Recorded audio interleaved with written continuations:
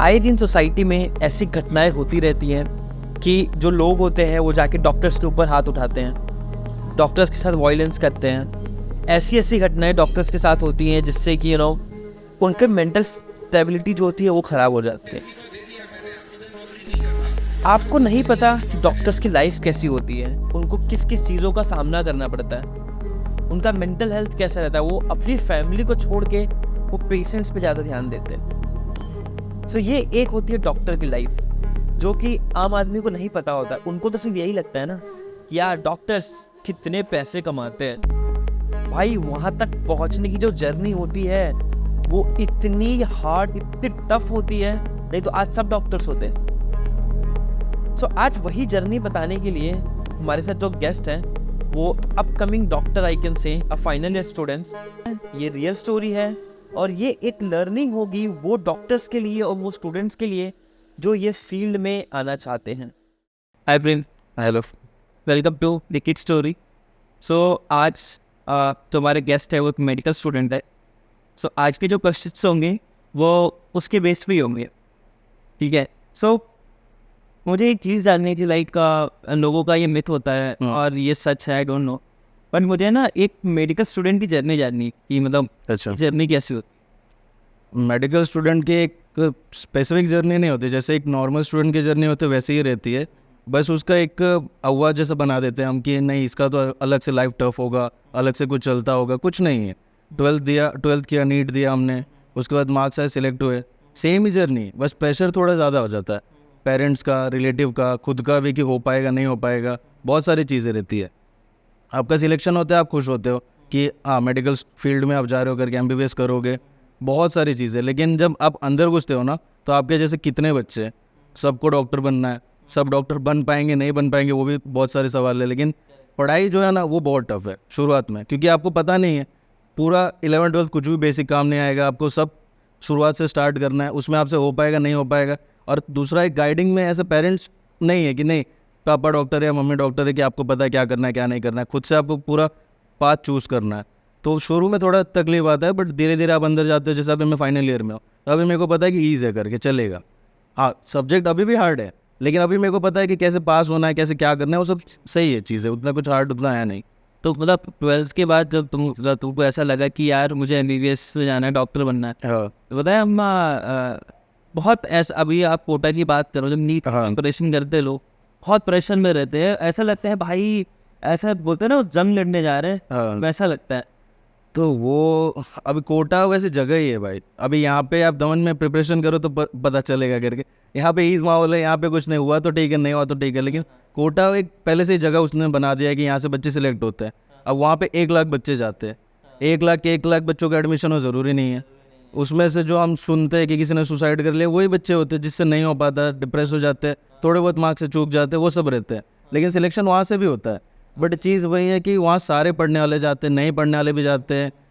कोई पेरेंट्स के प्रेशर पे जाता है कि ठीक है तुमको करना है, यहीं से करना है, यहाँ से। ये कोटा जो बोलता है ना, वो सीरीज निकला था कोटा फैक्ट्री, तो फैक्ट्री नहीं है वो नॉर्मल एक इंस्टीट्यूट ही है। वहाँ से बच्चों को आप वो पढ़ाते हैं। उधर एक टीचर 10,000 बच्चों को पढ़ाता है। टीचर कैपेबल है, इसके लिए वो पढ़ा पाता है। लेकिन वो सारे 10,000 बच्चे कैपेबल है कि नहीं है वो हम डिसाइड थोड़े करेंगे, वो उनको खुद को पता रहता है।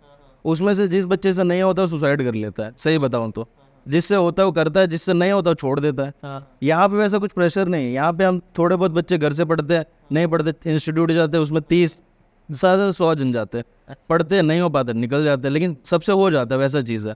अब कोटा तो क्या कोटा ही है, उसका कुछ कर नहीं सकते हम। मतलब अभी जैसे तुम मेडिकल कॉलेज में हो गए तो वहाँ पे बहुत अलग अलग जगह से लोग आए होंगे, हाँ आए। तो इतनी वैरायटी ऑफ स्टूडेंट्स आप देखते हो, इतनी वैरायटी, तो उसमें क्या डिफरेंस लगता है? मतलब सोच में, थिंकिंग में क्या डिफरेंस लगता है? थिंकिंग में तो हमसे ज़्यादा अच्छा है उनका, सही में बताया तो। क्योंकि उन्होंने, हमने सोचा है ये सब मेडिकल का, जैसे बचपन से सोचते हैं ना, कोई सेकंड से सोचता है, कोई 8 से सोचता है कि मेरे को मेडिकल फील्ड में जाना है।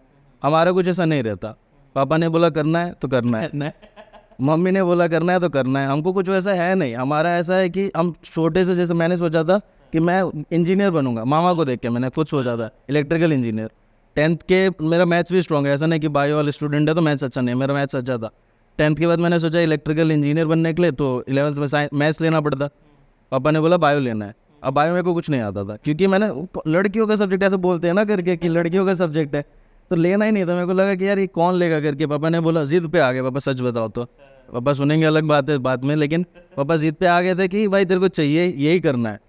अब बोला नहीं हो पाएगा मेरे से, क्योंकि बायो नहीं हो पाता है। आपने पढ़ा, आपको इंटरेस्ट हो कोई भी चीज़ में, उसमें जाना चाहिए। फिर पापा ने बोला कि इंजीनियर अच्छे बन तो जाओगे लेकिन सैलरी नहीं होगी, बहुत सारे इंजीनियर है मार्केट में, सबसे नहीं हो पाता है। डॉक्टर बनो, डॉक्टर एक रिस्पेक्टिव जॉब है, नोबल है, ये वो है। अरे नोबल जॉब है लेकिन मेरे से होगा कि नहीं, मेरे को तो पूछो। मेरे को इंटरेस्ट भी रहना चाहिए। लेकिन ठीक है, पापा ने दिला दिया। 11th हमने पास किया, 11th थोड़े बहुत मार्क्स इधर उधर गए, 12th अच्छे से पास कर लिया। फिर भी ऐसा कॉन्फिडेंट नहीं था कि हो पाएगा, सही बताओ तो। नीट दिया, पहले ट्राई में नहीं निकला, मेरा 1 साल ड्रॉप है, तो ठीक है ड्रॉप नॉर्मल है ये फील्ड में। ड्रॉप 1 साल, ड्रॉप 2 साल बहुत नॉर्मल है। ड्रॉप से निकाला, मेडिकल फील्ड ये हो भी गया नीट का। जब हुआ तब ठीक था कि चलो ठीक है बन जाएंगे, क्या ये करे, सब बन रहे हम भी बन जाएंगे। लेकिन जब अंदर गया ना, तब इंपॉर्टेंस पता चली डॉक्टर की, कि आप कोई भी चीज़, गलत इन्फॉर्मेशन आप पढ़ नहीं सकते, क्योंकि आपने जो पढ़ोगे वो आगे आपको अप्लाई करना है। हाँ, प्रैक्टिकली अब मेरे को यहाँ कोई भी नस में डालना है तो मेरे को पता तो रहना चाहिए ना कौन से नस में डालना है। ऐसा तो नहीं वो डाल रहे तो मैं देख के डाल दूँ। तो सब पढ़ना और सब करना बहुत अलग है, ये हमारी सोच है। बाहर वालों की सोच कैसी है कि अभी उनको पहले से पता है कि ये फील्ड में जाना है, तो उस हिसाब से उन्होंने अपना कोर सब्जेक्ट मजबूत किया। बायो जैसा, बायो में पूरा ये आता है, 2 सब्जेक्ट आते हैं, जूलॉजी और वो बॉटनी, वो पूरा उन्होंने मजबूत किया। वो पूरा बेसिक उनको आता है। उनको पता था मेडिकल फील्ड में जाना है तो कुछ प्रैक्टिकल भी सीखते हैं वो लोग। कोटा जैसी जगह जाते हैं, आकाश जाते हैं, मोशन जैसे क्लासेस होते हैं, वो वहाँ से सीखते हैं और वो अच्छे से करके आते हैं। उनकी थिंकिंग बहुत स्ट्रॉन्ग है, सच बताऊँ तो। अच्छा, मतलब जैसे कि तुमने एक साल तुम्हारा ड्रॉप है, हाँ, तो उस टाइम पे कभी फियर आया कि यार वापस नहीं हुआ तो? फियर तो यार पूरे साल आया। शुरुआत में जब ड्रॉप लेना था तब भी मर्जी थी नहीं मेरी, क्योंकि मेरे को था कि ड्रॉप वो बच्चे लेते हैं जिनको मन है जाने का। जैसे मन होता है कि एक होता है ना कि अंदर से दृढ़ निश्चय होता है कि मेरे को यही करना है, इसके अलावा कुछ नहीं करना। तो हमारा वैसा नहीं था। अपने यहाँ के ऐसा सोचा कि हो गया तो ठीक, नहीं हुआ तो भी ठीक है, ऐसा कुछ नहीं। लेकिन मेरे को शुरुआत में ड्रॉप से डर लग रहा था कि यार अगर नहीं हुआ तो होता है कि सोसाइटी है, पेरेंट्स का नाम है, मेरा खुद का कुछ है। मेरा तो चलो क्या है, बच्चा है करके इतना इज्जत का क्या होगा, लेकिन पापा का नाम है, मम्मी का है, कुछ इज्जत जाएगी बेचारों की, कुछ हो सकता है ना। अब मेरे से खुद से नहीं हुआ तो फिर ये शुरुआत के महीनों में होता है। 1 साल का ड्रॉप रहता है तो बहुत सारे इधर उधर उधर होते हैं करके। बीच में होता है अरे क्यों नहीं होगा, मेरे से हो जाएगा करके, पढ़ो पढ़ो। फिर ऐसा होता है कि यार पिछले बार भी पूरी मेहनत की थी, उस बार नहीं होता, इस बार कैसे हो जाएगा। होता है ना, ये सब चलते रहता है, नॉर्मल है। लेकिन आप इंडिविजुअल, आपको खुद को पता है कि आपको कितना बनना है। मम्मी पापा प्रेशराइज करे या सपोर्ट दे, करना आपको ही है। अंदर से आपको रहना चाहिए कि क्या करना है क्या नहीं, तो हो जाता है, ऐसा कुछ नहीं है। मतलब ड्रॉप को लेके ना एक मिथ भी है कि यार अगर आप ड्रॉप लेते हो ना तो लोगों को लगता है कि भाई करियर खराब हो जाएगा, जिंदगी खत्म हो जाएगी। ज़िंदगी तो यार नहीं ख़त्म होगी, क्योंकि अभी डॉक्टर की फील्ड में अगर आपको स्पेसिफिक बताऊँ तो 5 साल का कोर्स होता है MBBS का, ठीक है। उसमें अभी मैंने 5 साल में कोर्स किया, वो 10 साल में कोर्स किया, वो कोई नहीं पूछेगा। वो किसको पता है, मेरे को पता है और मेरे पेरेंट्स को पता है। लेकिन कल जाके जो मेरे पास पेशेंट आएगा वो तो मेरे से पूछेंगे नहीं कि भाई तूने 10 साल में MBBS किया तो मैं तेरे पास आता हूँ क्लिनिक में या नहीं आता। उनको डिग्री से मतलब है, मेरे को पता है कि मेरे को कैसे करना है। तो वो ड्रॉप का उतना कुछ इशू नहीं है। वो अपने को बुरा ना लगे, पेरेंट्स को बुरा ना लगे, बाकी चलता है, उतना कुछ वो इशू नहीं है, चलता है सब कुछ। एक चीज़ होती है जब हम ड्रॉप लेते हैं ना तो सेल्फ डाउट भी होने लगता है। सेल्फ डाउट तो रहता है, जी जी। तो उस टाइम पे एनजाइटी, डिप्रेशन ऑब्वियस सी बातें आने लगती है, हम शांत हो जाते हैं।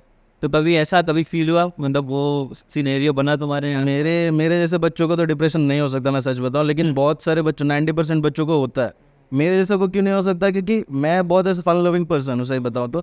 मेरे को चलता है ये सब, एंग्जाइटी चलता नहीं है। मेरे को पता है कि सिचुएशन कैसे हैंडल करना है, कोप अप करना है करके। लेकिन बहुत सारे बच्चे इसमें टूट जाते हैं। करेक्ट। क्योंकि इसमें क्या रहता है ना, आपके पास आप कहीं पे भी प्लस पॉइंट नहीं है आपका, क्योंकि आपसे नीट करना गया, आपका पेपर खराब गया, आपका नहीं हुआ सिलेक्शन, तो आप हर जगह से नीचे हो, ठीक है। दूसरा, अगर आप नीट दे रहे हो ना, तो एक समाज अब भी चल गया पिछले 5-10 सालों में कि पेरेंट्स को तो पता रहता है कि आप दे रहे हो, रिलेटिव्स को भी पता चलता है आप दे रहे हो। तो कॉल आने लग जाते हैं कि भाई हुआ कि नहीं हुआ। कोई जो अच्छे होते हैं, सच बताओ तो, उनको होता है कि जेन्युइनली उनको बुरा लगता है कि बेचारा क्या नहीं हुआ।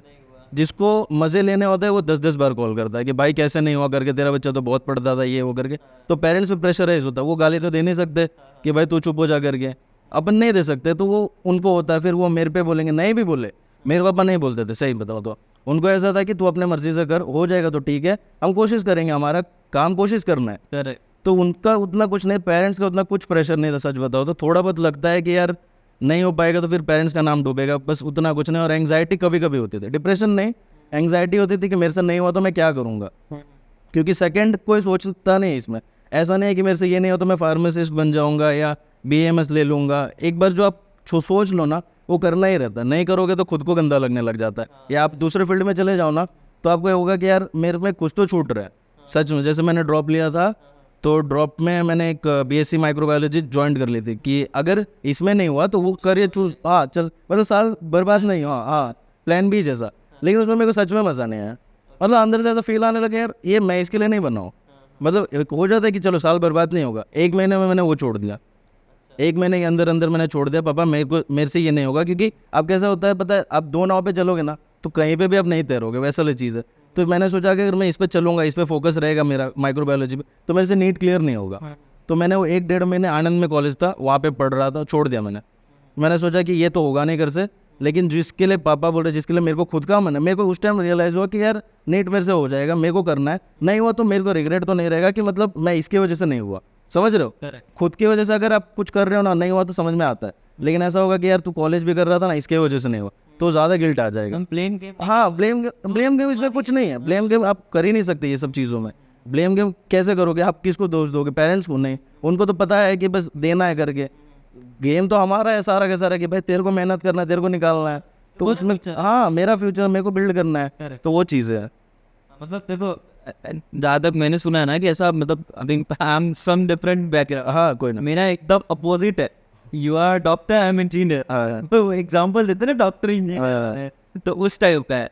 तो अब जो मैं बोल रहा हूँ सुनी सुनाई ज्ञान ही बता चलेगा, कोई उतना तो चलता है। तो उसमें कैसा है कि जैसे कि मैं बहुत सारे स्टूडेंट से बात करता हूँ हाँ। जो 12th के बाद है ना नीट की तैयारी करते हैं, हाँ तो भाई वो पूरे दिन बैठे रहते हैं, पूरे दिन किताब के सामने बैठे रहते हैं।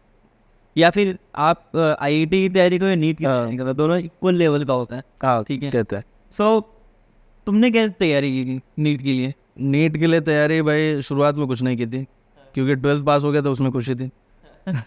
सही बताओ तो, क्योंकि 12th का रिजल्ट आ गया था मई में, और नीट का कैसा रहता है, मई में ही एग्ज़ाम रहता है, मतलब बोर्ड्स का रिजल्ट आने से पहले।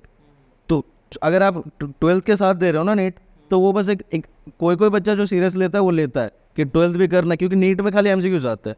बोर्ड में हमको पेपर्स लिखने रहते हैं, रिटर्न फॉर्म लिखना रहता है, रिटर्न एग्जामिनेशन। तो आप क्वेश्चन आंसर पे ध्यान देते हो, सिलेबस तो ध्यान देते ही हो, लेकिन MCQs के लिए अलग पढ़ना पड़ता है, क्वेश्चन आंसर के लिए अलग पढ़ना पड़ता है। सिलेबस भले कॉमन है, बट MCQs के लिए अलग से बहुत मेहनत करनी रहती है। तो अगर आप 12th के साथ दे रहे हो ना, तो बहुत बच्चे होते हैं कि दोनों कर लेते हैं। मेरे से नहीं होता दोनों, मेरे से शुरू से ही एक ही चीज़ हुई है। तो बोर्ड कंप्लीट हुआ, बहुत मजे किए, क्योंकि उससे पहले नीट का एग्ज़ाम हो गया था। नीट के लिए तैयारी की थी उस टाइम भी, लेकिन नहीं हुआ था, ठीक है।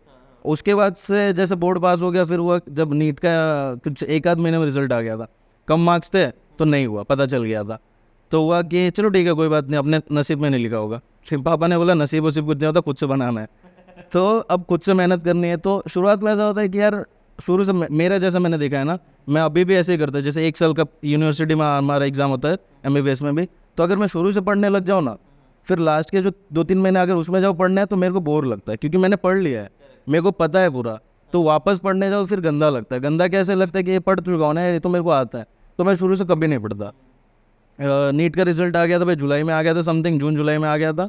उसके बाद से फिर मेरे को हुआ कि पढ़ना है करके, और वो सब पढ़ा था मैंने, क्योंकि वापस से वही 12th पढ़ना है ना, 12th 11th वापस पढ़ना है, तो पढ़ा है, फिर क्यों करना है करके। तो शुरुआत से पूरा एकदम मेहनत नहीं किया। लेकिन एक हो जाता है कि आपको ये एक डेडलाइन है कि मई वापस आएगा दूसरा वाला, उसमें उससे पहले तक, मतलब अप्रैल या मार्च तक आपका पूरा सिलेबस कंप्लीट होना चाहिए। तब जाके आप अप्रैल मई में अगर रिवीजन करोगे तब जाके होगा।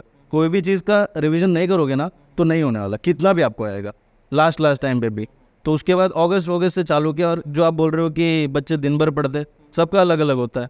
कोई दिन भर पढ़ के निकाल लेता है, कोई 4 घंटे में निकाल लेता है। तो दिन भर पढ़ने वाला कोई ऐसा नहीं है कि कोई ऐसा क्या बोलते तीर नहीं है कि मैंने 18 घंटे पढ़े तो मैंने निकाल दिया, ऐसा कुछ नहीं होता भैया। उसमें कैसा रहता है कि आपको पता है कि आप कितने टाइम में कौन सा सब्जेक्ट निकाल लोगे, कितने टाइम में कितना टॉपिक कवर कर लोगे। कोई जो 8 घंटे में बैठेंगे ना, तो उनको ऐसा रहता है कि मेरे से 8 घंटे में ये 4 या 5 लेसन होंगे। कोई 4 घंटे में बैठता है तो मेरे को पता है कि 2 घंटे में निकाल दूंगा मैं, समझ रहे हो। तो उस हिसाब से सबका अपना अपना टाइमिंग हो सकता है। लेकिन मेरा ऐसा ही था कि दिन में मेरे को जब मन करे तब पढ़ता था। ऐसा नहीं कि डेली पढ़ो, डेली पढ़ने का मन नहीं होता, हम जानबूझ के बैठते हैं।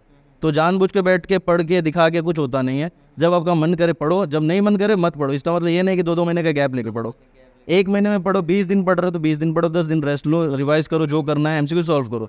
20 दिन अगर आप पढ़ रहे हो तो 10 दिन एमसीक्यू सॉल्व करो, क्योंकि वो ज़्यादा होता है। अगर मैंने कुछ पढ़ा है, मेरे को आता है, मैंने देख लिया, वापस रटने तो जाऊँगा नहीं उसको पीछे, लेकिन उसी जो मैंने पढ़ा है अगर उसको अप्लाई करूँ, एमसीक्यू टिक करूँ, पेपर सॉल्व करूँ, तो उससे मेरे को पता चलता है कि अच्छा ये मेरे को नहीं आता, या ये लेसन में मेरे कमी है, तो वापस उसको रिवाइज कर सकते हैं। तो वैसे ही चलते चलते गया और हो जाता है, उतना कुछ डिफिकल्ट नहीं है। ओके, तो मतलब जहाँ तक अभी बात करके पता चला है कि तुम्हारे पेरेंट्स का रोल बहुत रहा है, हाँ लाइक अभी तक। जी। सो वो कैसे इफेक्ट किया, मतलब उसने कॉन्फिडेंस बूस्ट किया, या मतलब वो कैसे इफेक्ट किया तुम्हारी लाइफ में? पेरेंट्स का रोल यार मतलब अब बूस्ट ही करता है। कोई भी पेरेंट्स ऐसे निराश नहीं करता है या कुछ भी डिप्रेस नहीं करता है कि नहीं कर नहीं होगा तो समाज में नाम जाएगा, ऐसा कोई नहीं बोलता। कोई भी ये बोलता है कि तुमको फ्यूचर बिल्ड करना है, हमारा हो चुका है, तुम नहीं भी करोगे तो हम तो चलने ही वाले हैं। समझ रहे हो आप? उन्होंने अपना एक लाइफ चूज़ कर लिया, उनको चलना है, तुम्हारा आगे क्या है तुम खुद से करोगे। तो वो हमेशा पापा का ऐसा रहता है, मोरल सपोर्ट हमेशा ही रहा है। मम्मी एक टाइम बोल भी दे कि भाई तेरे से नहीं हो रहा है, क्या कर रहा है करके बैठा रहता है, मम्मी वो क्या होता है करके, लड़कों से उतना चलता है करके, मस्ती मजाक में कभी डांट दी, गंदा लग जाता था। पापा का शुरू से ऐसा ही है कि भाई तू करेगा, मेरे को पता है तू कर लेगा, नहीं भी होगा तो वो कुछ ना कुछ बूस्ट करेंगे, कुछ ना कुछ करते थे तो हो जाता था। उतना कुछ ऐसा नहीं, हमेशा बूस्ट ही किया पापा ने। जैसे कि अभी किसी का एग्जाम्पल देना, ये सब मम्मियों का काम है कि रिक्शा वाले का बेटा ये कर रहा है, तू देख तेरे को इतना प्रिविलेज मिल रहा है तब तू नहीं कर पा रहा है। तो यार मेरे को सच में एक टाइम लग जाता था, अंदर से रोना भी आता था कि यार सही तो बोल रही है मेरे पास सब कुछ है तब मेरे से नहीं हो रहा है। मतलब उसके पास कुछ नहीं है बेचारा, फिर वो DID वो सब में भी आ जाता है, पता है वो डांस वो सब में कि यार मेरे पापा के पास ये नहीं था, पापा नहीं है तो ये हो जा रहा है, भाई मेरे पास तो है तो मेरे से क्यों नहीं हो रहा है। फिर एक टाइम मैं बोला भी घर पे कि मेरे पास है शायद सब, कभी मेरे से हो नहीं रहा है। अंदर से वो गिल्ट फीलिंग ही नहीं आ रही कि यार ये सब कर सकते हैं करके। तो फिर मैंने बोला कि कुछ नहीं चलेगा, जान दो, ये मम्मियों का काम है बोलना, पापा को देखना है। क्योंकि एक टाइम क्या होता है ना, मम्मी आप सही हो गलत हो, आगे बढ़ रहे हो नहीं बढ़ रहे हो, साथ रहने वाली है, पेरेंट्स रहते हैं। लेकिन पापा का नाम ऐसा है ना कि यार वो करना ही ऊँचा, ऐसे नाम है ही पापा का। लेकिन क्या होता है ना कि अपने से एक बेटे को होता है ना कि पापा को प्राउड कराना है, वो वाली चीज़ आ जाती है। तो उसमें तो आप बढ़ोगे आगे करके, उसमें कुछ नहीं है, चलता है।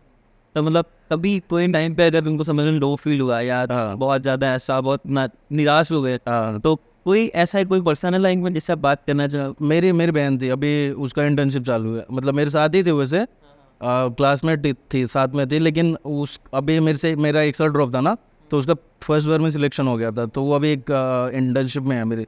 उसने जो सपोर्ट दिया, उसने जो बूस्ट किया है भाई, मतलब वो कोई नहीं कर सकता। पेरेंट्स आपको करते हैं बट वो उसने उस लेवल पे किया ना, वो अपनी पढ़ाई छोड़ के उसने बूस्ट किया। मतलब समझ रहे हो, मेरे को कभी भी ज़रूरत रहे दिन में 4 घंटे बात कर, क्योंकि होता है यार ड्रॉप वाले जो फेज आता है ना, उसमें कितना बोल दो कि यहाँ हम कूल रहेंगे, ये वो एक टाइम आता है कि आप पूरे दिन खाली बैठे हो। वो बोलते हैं कि खाली दिमाग शैतान का घर, वही चीज़ है कि पूरे दिन खाली होना, कुछ ना कुछ दिमाग में चलता है कि मेरे से नहीं होगा, मेरे से क्या कर रहा हूँ फालतू में, ड्रॉप क्यों कर रहा हूँ, मेरे सारे लोग आगे जा रहे हैं। क्योंकि मेरे साथ वाले जितने भी थे ना, मैक्सिमम उनका फर्स्ट बार में सिलेक्शन हो गया था, वो फर्स्ट ईयर में कॉलेज में थे, तो उनको देख के थोड़ी बहुत जेलसी होती है कि यार ये तो कैपेबल भी नहीं था, वो पहुंच गया, मेरे से क्यों नहीं हुआ, मैं तो उससे ज़्यादा पढ़ता। होता है, नॉर्मल सी चीज़ है। बट उसने जो सपोर्ट किया ना उस टाइम, वो कोई नहीं कर पाया। मतलब वो हमेशा टाइम पे रही, वो अभी भी है साथ में, अभी भी वो अभी डॉक्टर बन चुकी है, तो वो आज भी है मेरे साथ। और अच्छा लगता है कि वो जो बॉन्ड होते हैं ना, अनब्रेकेबल बॉन्ड जैसे रहते हैं, कि उसको आप ज़रूरत नहीं पड़ती, लेकिन वो सामने से आते हैं कि भाई कुछ भी ज़रूरत हो हमारे है, और वो दिखावे के लिए नहीं, बोलने के लिए। आज भी ऐसा भी नहीं है, वो बॉन्ड ऐसा ना कि अगर मैं 6 महीने में बात नहीं करूँ ना और 7वें महीने में बात करूँ तो ऐसा लगेगा कि कल ही बात किया मैंने। समझ रहे हो, वो बहुत अच्छा बॉन्ड है। तो वो थी हमेशा साथ में, और वो अच्छा था करके, थी करके, सही था वो, कुछ नहीं। एक मतलब एक फन फैक्ट है कि ये भाई डॉक्टर की राइटिंग ऐसी क्यों होती है जब खाना में समझ नहीं है? वो डॉक्टर की राइटिंग भाई अभी मेरे तो अच्छी है करके, आगे जाके पता नहीं बिगड़ जाता। वो जो प्रिस्क्रिप्शन पे लिखते, मैंने देखा है, मैं भी बचपन में था ना तो जाता था तो फार्मासिस्ट को देता था, तो वो कुछ भी लिखा हो, भले उसमें Z खाली लिख दिया तो वो ऐसा बोलेगा हाँ इतनी सारी दवाई है। हाँ। तो मैंने इधर भी देखा हॉस्पिटल में भी, जब हमारे जो सीनियर डॉक्टर है वो भी ऐसे लिख के दे देते। तो वो उनका तरीका है कि वो टैबलेट डिस्क्राइब करने का तरीका है, मेरे को समझ नहीं आता है। बट मेरी अभी तक तो ठीक है यार करके, अभी आगे जाके बदल गई तो पता नहीं, बट वो मेरे हिसाब से उनका तरीका है कि ऐसे कोई टैबलेट्स होते हैं ना, तो उसका ब्रांड नेम लिख के देते, वो भी ऐसे अपने हिसाब से लिख देते कि जो खाली उन दोनों को समझ में आए। पेशेंट को कुछ समझ नहीं आता, मेरे को भी आज तक नहीं समझ में आता, पता नहीं क्या लिखा है। वो बस वो दोनों डिकोड करते, क्या करते पता नहीं, लेकिन मेरे तो अभी तक ठीक है, आगे जाके बिगड़ी तो पता नहीं भाई।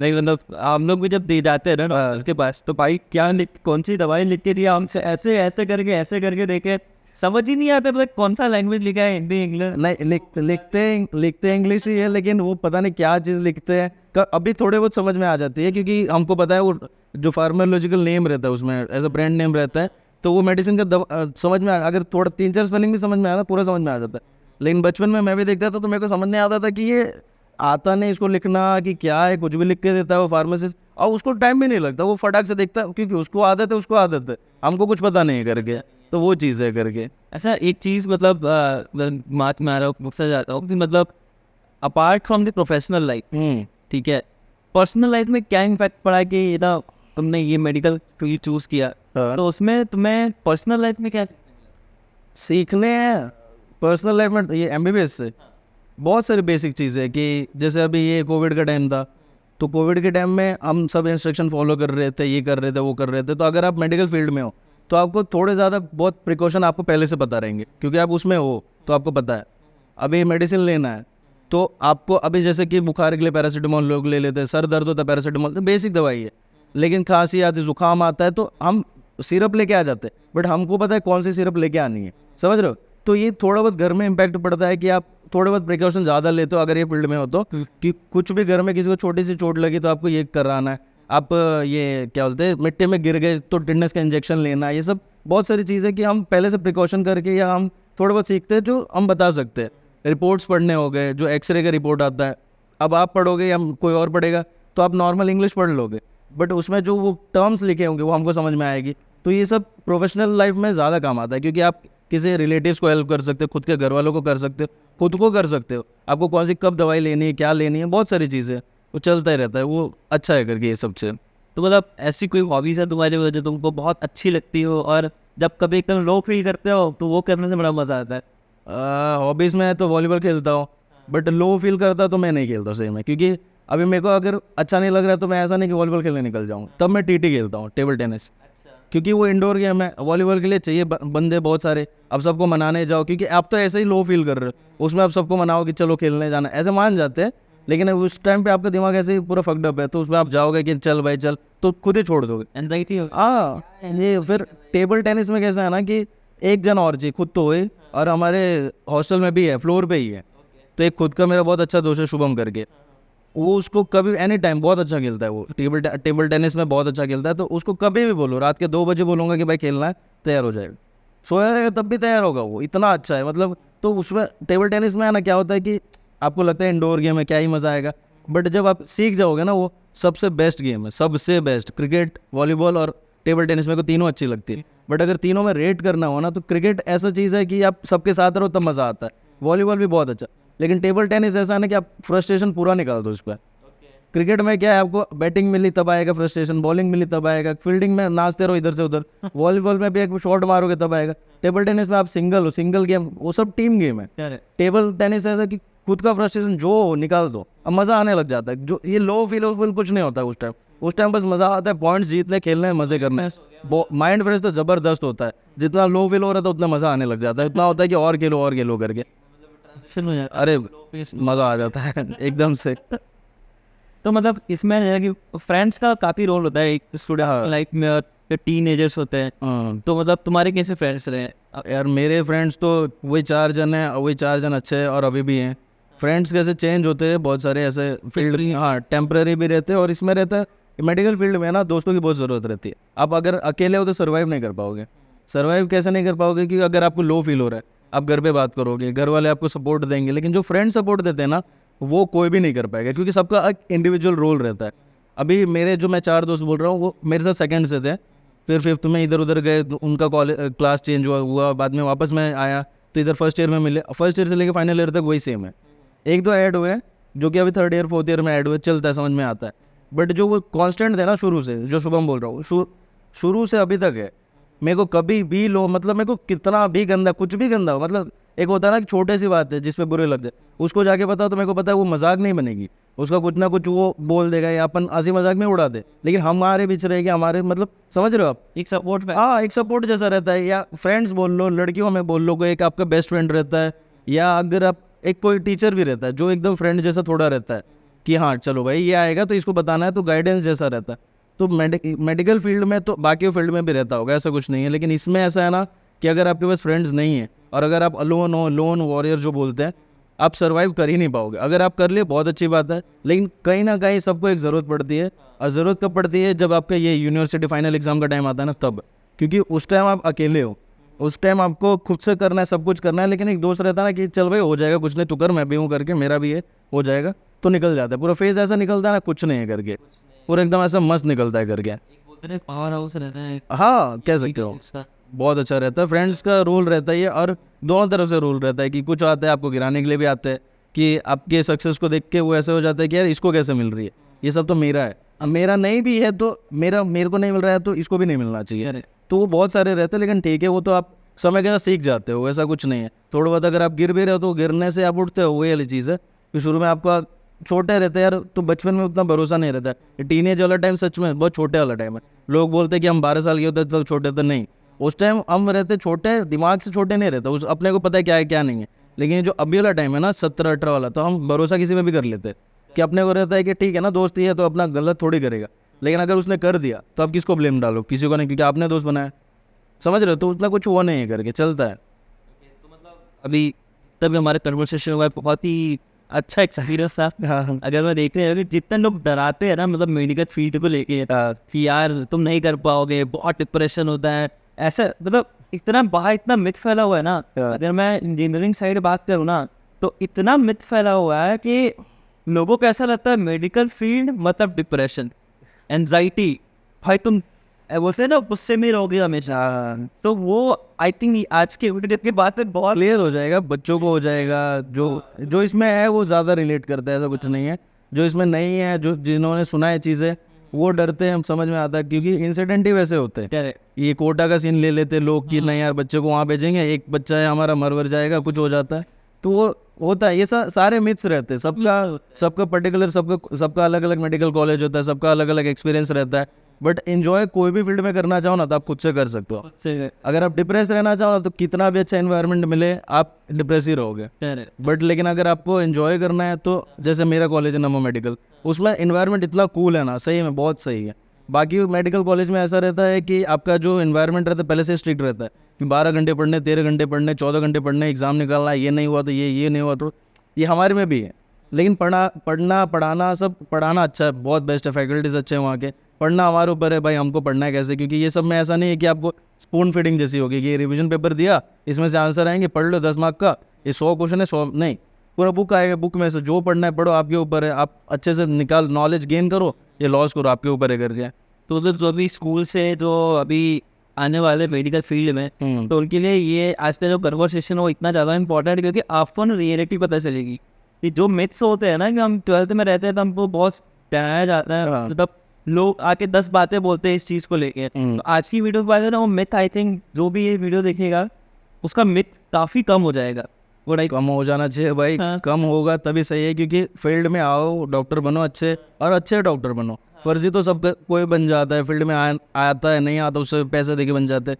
बट मेरे हिसाब से क्या है, अच्छे डॉक्टर बनने के लिए ना यार बहुत सारी चीज़ है कि आपको नॉलेज आपका बहुत स्ट्रांग रहना चाहिए, आपकी प्रैक्टिस बहुत अच्छी होनी चाहिए, क्योंकि प्रैक्टिस रहेगा तब पेशेंट आते हैं, पेशेंट आएगा तब आपका नाम होगा, तब जाके आप कोई फील्ड पे पहुंचोगे। और नॉलेज अच्छा है ना, और अगर आपने 2 पेशेंट भी ठीक कर लिए खुद से, तो खुद को लगता है कि यार मैंने कुछ कमाया है।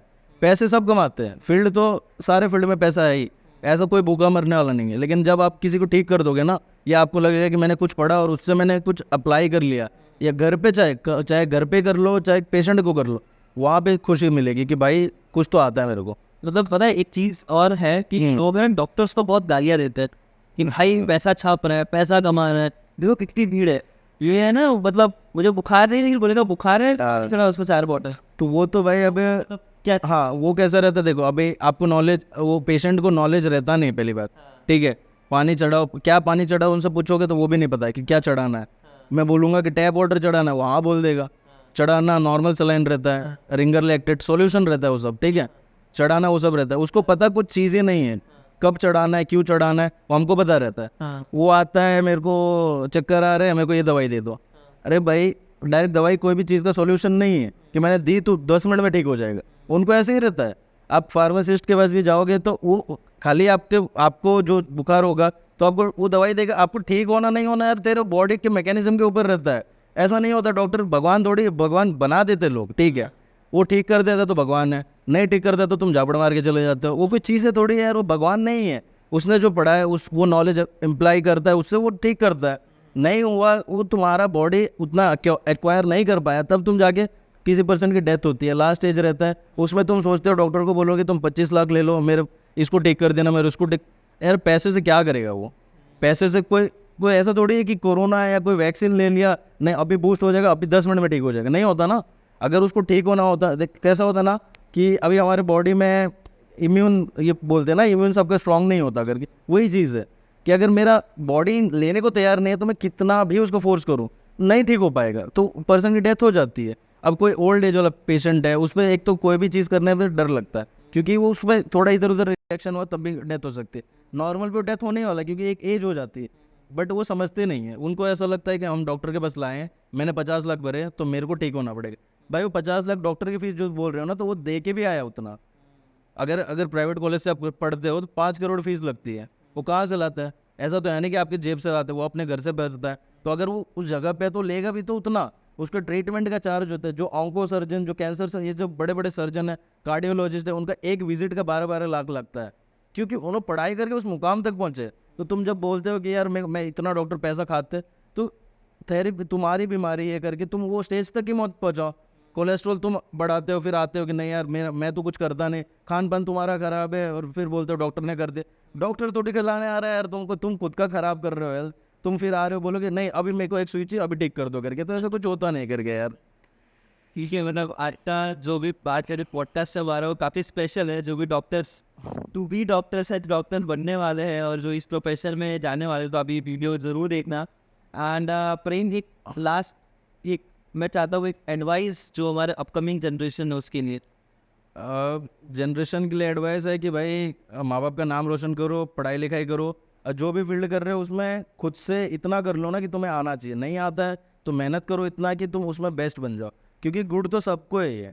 अभी अगर ये कैसी रेस चल रही है, अभी जो जनरेशन है ना उसमें रेस चल रही है, उसमें ऐसी रेस चल रही है कि अगर कोई भी फील्ड में जाना चाहो, 1000 बच्चे रहते हैं, 1000 बच्चे के 1000 बच्चे निकल जाते हैं, बट वो 1000 बच्चे सक्सेस सबको नहीं मिलती है, सक्सेस बहुत कम जन को मिलती है। तो वो सक्सेस में अगर आपको आना है ना, तो आप वो बोलते हैं ना, वो 3 इडियट्स में डायलॉग है कि रेस है करके, रेस से भागो, जो जीतेगा। वही वाली चीज़ है कि आप कोई भी इंजीनियरिंग कॉलेज, मेडिकल कॉलेज में गधों जैसे चले जाओगे, क्योंकि आप सबको आपको जानना है मेहनत, लेकिन घोड़े जैसे बाहर निकलने के लिए आपको खुद मेहनत करनी पड़ेगी। आपको पता है कि आपको कितना आता है तो ठीक है, आप उस पर निकलो। अगर आपको पता है कि आप लो हो, या आपको पता है कि आप वीक स्टूडेंट हो या बीच वाले भी हो, तो आपको उतनी मेहनत करनी पड़ेगी कि लास्ट ईयर तक आप इतने स्ट्रांग बन जाओ ना कि आप बेस्ट बन के निकलो। बेस्ट बनोगे तो आगे बेस्ट रहेगा, नहीं बनोगे, अगर आप सोच रहे हो कि अभी ठीक है मिडल निकल जाता है, तो वो वैसी ही ज़िंदगी जाएगी, कोई बेस्ट नहीं बनने। क्योंकि ये जो बड़े सर्जन रहते, कार्डियोलॉजिस्ट या ऑन्को सर्जन, जो भी बड़े रहते हैं, ये कोई मिडिल क्लास नहीं रहते या नॉर्मल, ये सब ये नहीं रहते कि बीच वाले बच्चे की जो ठीक है थोड़े थोड़े पास होते निकल जाते, बैक लगता है, नहीं, ये बेस्ट रहते शुरू से और बाद में जाके बेस्ट ही रहने वाले हैं। तो आपको कोई भी चीज़ या कोई भी फील्ड में बेस्ट रहना है, अपना 100% तो नहीं हो रहा है, मेहनत को कैसे नहीं होगा, हर चीज़ होती है भाई, कुछ नहीं है, उसमें बेस्ट करो, कोई भी चीज़ों में हो जाएगा करके। तो एक चीज़ मैं बताना चाहूँगा प्रेम के बारे में कि इनको प्रेसिडेंट ऑफ इंडिया से भी अवार्ड मिल चुका है स्कूल टाइम पे, सो उसके बारे में कुछ बताना चाहेंगे? 30 नवंबर समथिंग मिला था अवार्ड, 30 नवंबर, हाँ 30 नवंबर 2015 में अवार्ड मिला था। एक स्कूल प्रोजेक्ट था, 9th में थे हम, 3 जन थे, मैं था, मेरा एक खास दोस्त था, एक लड़की थी, एक अंकुश था और एक शिवानी थी। स्कूल प्रोजेक्ट था, यहाँ पहले दमन लेवल पे सिलेक्शन हुआ था, बाद में डिस्ट्रिक्ट पे सिलेक्शन हुआ, बाद में नेशनल पे हुआ। तो नेशनल लेवल पे हुआ तो 30 बच्चे थे हम, 30 बच्चे जैसे कि अलग अलग स्टेट से आए थे। दमन को हमने पहली बार रिप्रेजेंट किया था नेशनल लेवल पे, वो भी साइंस प्रोजेक्ट में स्कूल के, आज तक कभी नहीं हुआ था। और पहली बार के बाद अभी तक तो नहीं हुआ, आगे जाके हो जाए अलग बात है, बट अभी तक नहीं हुआ। वो बात को कितने साल हो गए, लगभग 2015 2014 9 साल हो गए, आज तक नहीं हुआ। और वो साइंस प्रोजेक्ट था, doctor APJ Abdul Kalam ignite award था, और उन doctor APJ Abdul Kalam ignite award खुद डॉक्टर APJ अब्दुल कलाम ही देते थे, बट उनकी डेथ हो गई थी 1 साल पहले। तो इसके लिए वो अवार्ड है हमको ये प्रणव मुखर्जी से मिला था। और उस टाइम मिला था, स्कूल प्रोजेक्ट साइंस प्रोजेक्ट था वो करके, उसमें ऐसा डस्टबिन बनाया था हमने, और सही था, मतलब सब कुछ सही था। वो भी कैसे थे प्रेसिडेंट से मिलना, वहाँ का माहौल देख? उसमें यार फीलिंग तो कैसी थी, मतलब पहले तो बिलीव ही नहीं हुआ कि मिल रहा है करके, वहाँ तक पहुँच गए, हमने सुन लिया, बच्चे था ना, कितना साल का था, बहुत छोटा था यार, 14 साल का था। ऐसा था कि कोई भी बड़े से मिले तो आपको क्या है करके, कि ठीक है सब मिल रहे हैं, मैं भी मिल लूंगा। जब ऐसे चेयर थी वहाँ पे भी, ठीक है रेड, समझ नहीं थी। हाँ सही, सच में कुछ समझ नहीं थी। एक चेयर थी, बैठाया हमको 30 जन के रूम में, सिक्योरिटी अच्छी थी, खासी थी, और एक रिहर्सल होता है। कोई भी बड़े आदमी होता है ना, उनसे आप मिलने से पहले आपको बोला जाता है कि उसका हाथ नहीं टच करना, पाँव नहीं छूना, क्योंकि सिक्योरिटी रीजंस रहता है। तो एक रिहर्सल कराया गया जिसमें वो नहीं थे, कोई उनका डमी जैसा था। उनसे बोला गया कि आपको जाना है, हाथ नहीं मिलाना है, और आपको फोटो खिंचाना है, नीचे आ जाना है करके, वो कांग्रेस जो भी बोले वो, तो आप लोग कर लेंगे क्या। जब वो स्टेज पे गया ना, और उनका डमी या जो भी था बंदा, उधर काँप गया मैं। मतलब ऐसा, इतने सारे कैमरे, इतने सारे फोटो, मैं बोला कि कुछ बड़ा कर लिया क्या मैंने। सच में ऐसा होता है कि यार ठीक है ना, जीत जीत गए करके ठीक है, लेकिन जब वहाँ गया तो मैं बोला यार इतने सारे। अब पापा भी थे मेरे उस टाइम, पापा भी गए थे साथ में, मैं पापा को देख रहा हूँ, पापा भी रो रहे थे। मैं बोला यार सच में बड़ा कर लिया करके कुछ, और इतने सारे कैमरे, और बिलीव ही नहीं होता कि भाई तेरे से हो गया है करके। और जब मैंने उनसे खुद से, मतलब ऐसा हो गया था ना, मैं जब वो अवार्ड दे रहे तो मेरा मन कर रहा था गले लगा लूँ, हाथ मिला, फिर मैं सोचा मारा और ऐसा करके इधर कुछ कर लिया। तो फिर उन्होंने कॉन्ग्रेचुलेसन बोला, फटाफट स्टेज से उतरा। बाद में मेरे को भाई, मैं 1 महीने तक बिलीव नहीं हुआ। अब बोला यार ये कुछ तो बड़ा कर लिया गंदा सा, और हर जगह नाम हो गया। मतलब चलो यहाँ नाम हुआ, घर पे नाम हुआ, रिलेटिव्स में, न्यूज़ में आ गया, अच्छा लग रहा था। लेकिन बहुत प्राउड फीलिंग थी भाई, वो मतलब मिल गया ना, वो बहुत ही बेस्ट था करके। Thank you so much Prem, thank you भाई। इससे बहुत ही मज़ा आया बात करके तुमसे। I hope so in future भी हम मिलेंगे। अरे पक्का, जब आप बुलाओ तब।